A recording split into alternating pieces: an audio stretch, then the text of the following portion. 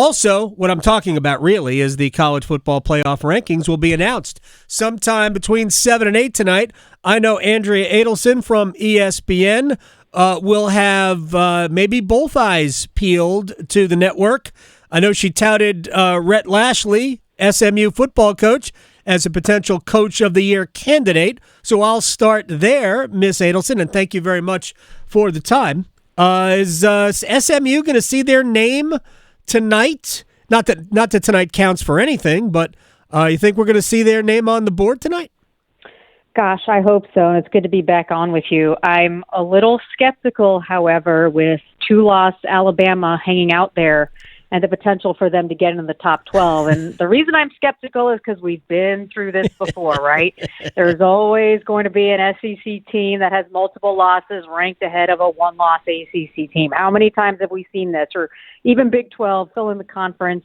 That's generally speaking the way that some of these rankings have gone over the years. And so I wonder how much of that factor of SEC strength of schedule, the fact that Vanderbilt is a bowl team and 6-3, and maybe that was considered a bad loss earlier in the year, not so bad anymore, is going to weigh into the fact that Alabama is going to look very appealing. You know, they lost it by 3 to Georgia when they almost could have came back and won that game. So that's what I'm interested to see. If SMU can make it into that top 12 ahead of a multiple-loss SEC team, and I think if they do, that's a good sign for the ACC for now, because the issue now moving forward, at least from my perspective, is you've got Miami sitting there undefeated, which is great for the conference, but then you've got everyone else with a loss. And so if the ACC finishes with undefeated Miami and everyone else that has multiple losses,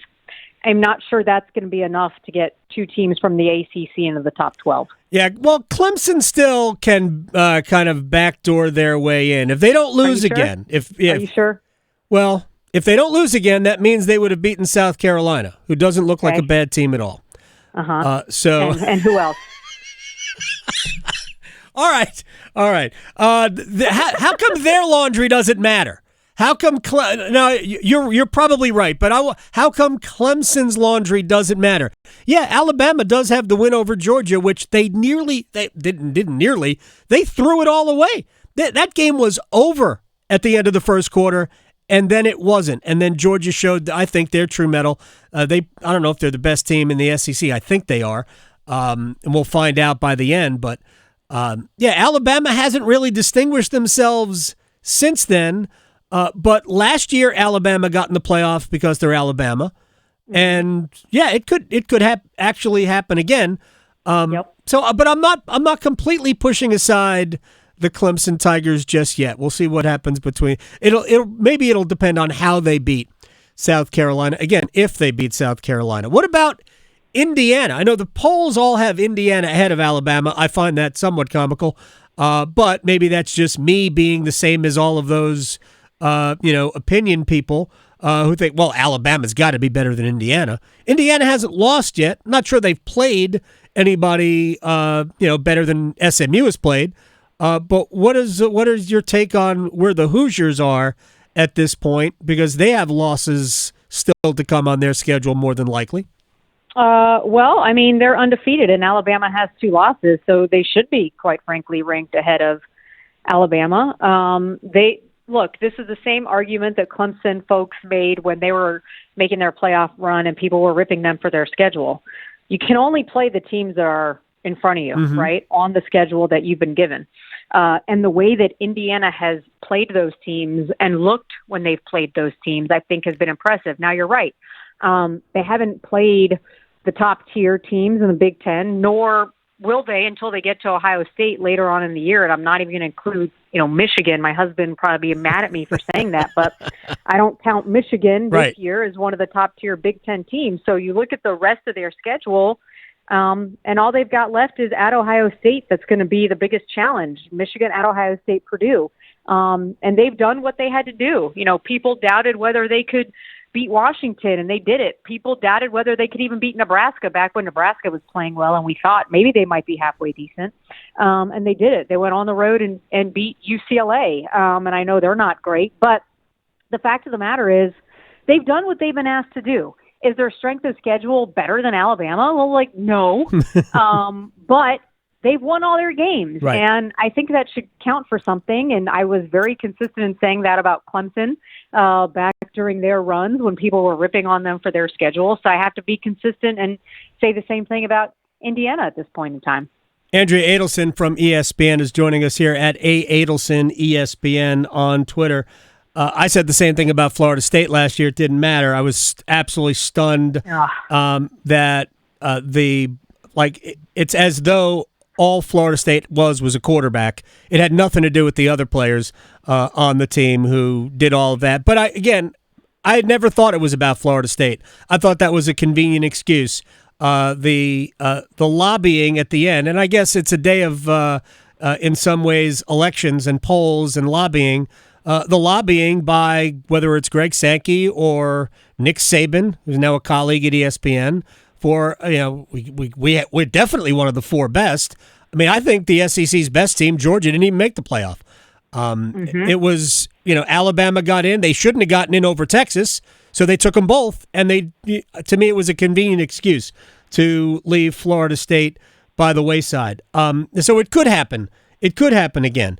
But if you look at the top teams, there aren't that many teams that have played anybody good anyway yet. Right. Ohio State's played Iowa and Penn State. Ohio State's probably got the best strength of schedule of all the teams. They lost to Oregon, beat Iowa and Penn State. Who's Texas played? Is their best win Vanderbilt?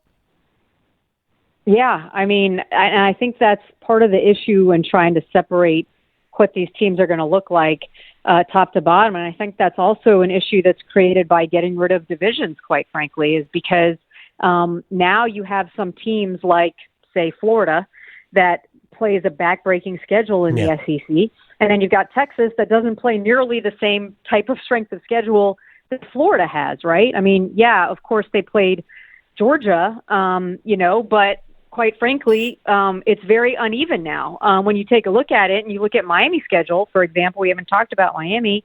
They avoid having to play SMU and Clemson, right, on the schedule this year. And Pitt, by the way, who, statistically at least, those are the top four. And that was the concern if Miami, Clemson, and SMU had finished undefeated in ACC play. We don't have to worry about that anymore. But that's what I think is going to be so fascinating to see how the committee kind of views what that strength of schedule is going to look like, because the automatic default has always been, well, the SEC has the best strength of schedule. But not every SEC schedule in the SEC is created equal. And so that's where I think it's going to be fascinating to see how it all gets slotted in, but then also, as we mentioned at the beginning, how the committee views Alabama with 2 losses. Andrea Adelson is joining us here on the Adam Gold Show. A few weeks ago when Georgia went to Alabama, and that was an incredible game for just how it played out. I mean, if it was a back-and-forth game and played out that way, we would be talking about it as the greatest game we'd ever seen. But it was like 3 different games. It was just Georgia made a boatload of mistakes that Alabama capitalized, and Alabama went away. Georgia did that to them. It's just weird. But after the game, and I mean, I guess everybody can be excited about a 12-team playoff.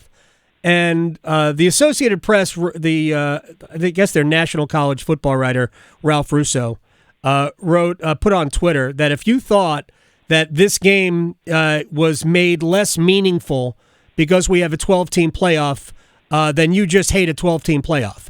And I'm like, wait a second, can we just do math? Like, Georgia lost the game, and now they are in first place, basically, in the SEC. How can we, with a straight face, say that game had so much meaning when it clearly didn't? Well, I mean, it's going to have some meaning when it comes down to what happens in the SEC championship game, which will eventually have some meaning on who's going to get a top 4 seed, which every team's going to want to have that open, date, so you don't have to end up playing as many games as, the other 8 potentially to make it into a national championship game. But, I think the point is more that these games remain enthralling, exciting, must-see TV. You look at the ratings, you see how these games have rated. I mean, it's record ratings across the board for ESPN now that we've got the SEC and showing triple headers on ABC. And that has hurt the ACC, for example, with their ratings. But it's not as if people do not want to watch it. People are telling us more, like we want to watch more and more of it.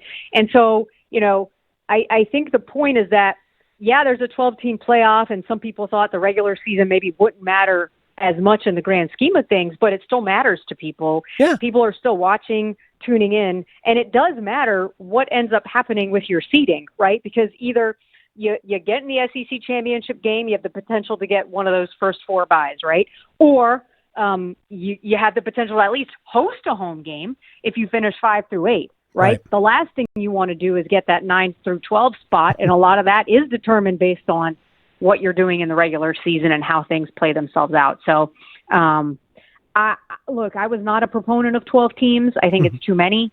And I sit down and I do the rankings every week, and I'm like, really, I have to do 12 of these? Like, I can't, it's hard, to do that top 12, because I don't think the top 12 is like. I don't think every team in that top 12 is capable of winning a national championship, right. Let's just say.